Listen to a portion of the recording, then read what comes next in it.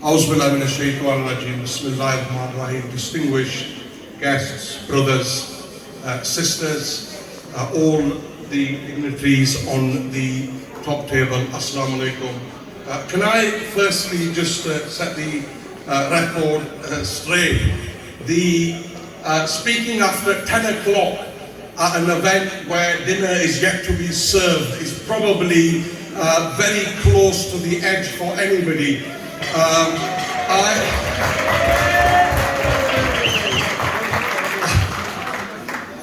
I will be as brief as I am able to be. That is assurance. Those that know me know that I do stick true to my word. I want to firstly thank Arshad Rajal Sahab, Zaid Noor Sahab, who are very distinguished journalists who rang me on more than one occasion and said I had to be here, and I promised them that I would be here, and here I am today. I think the first thing I really want to say is a point that's been made earlier.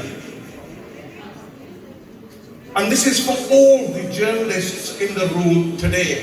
We have distinguished journalists, Chaudhry Mubin Sahab, under your presidency.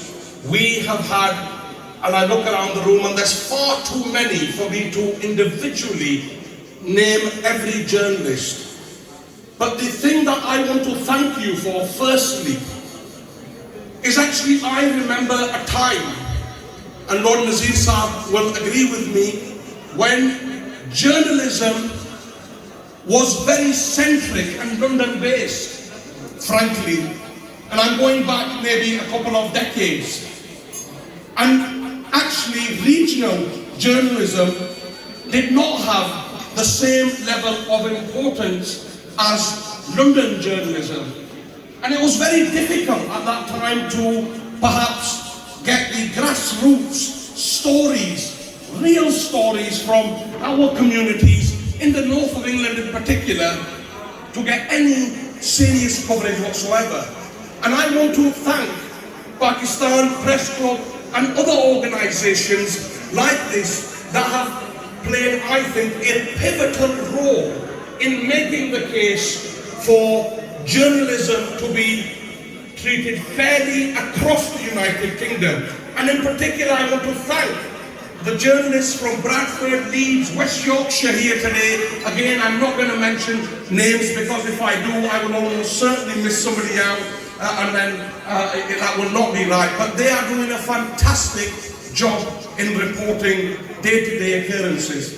The second point I want to make is this, and it's a point Chaudhry Arshad Rajal made, and I think again, it is perhaps one of the most important points that has been made today, because Pakistan Press Club is actually a union of journalists, a union of journalists collectively coming together to fight for their rights, to fight for their voice, because journalism is a tough ask at any point. And I want to show solidarity with our brothers and sisters here today from the journalist community, because I remember a time, again, over a decade ago, where many of the journalists that operated in the north were not actually remunerated. And the point Arshad Rajal Sahab said is, journalists have families, journalists have bills, journalists have overheads, journalists deserve to get fair pay for a fair day, and I think journalism needs to continue to fight for that argument.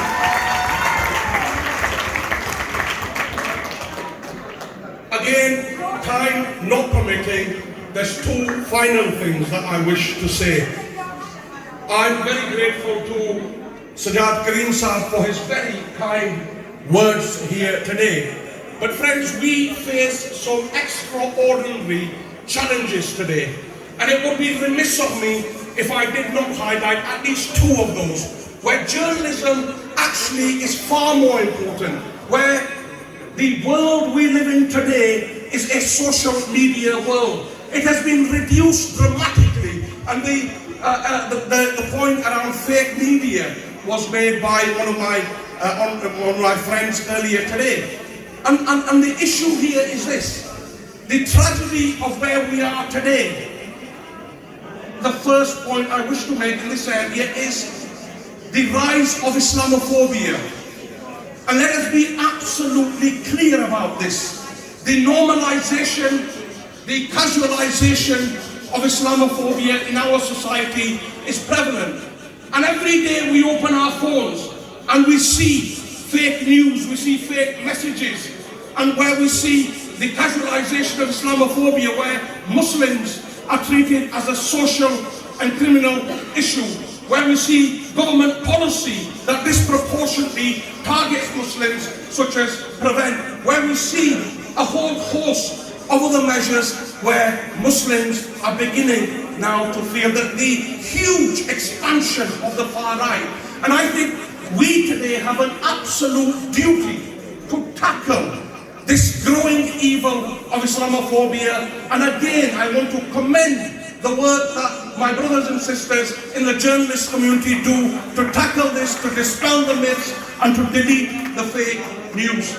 The second issue is the issue, as pointed out by Syed Karim Saab. Tragically, and I say this, journalists have a long, when we talk about the issue of Kashmir, journalists have a history in the Kashmir struggle, and it is journalists that have played with their own lives to report from the front line time and time again. And I want to thank them and applaud them for all they do in this struggle.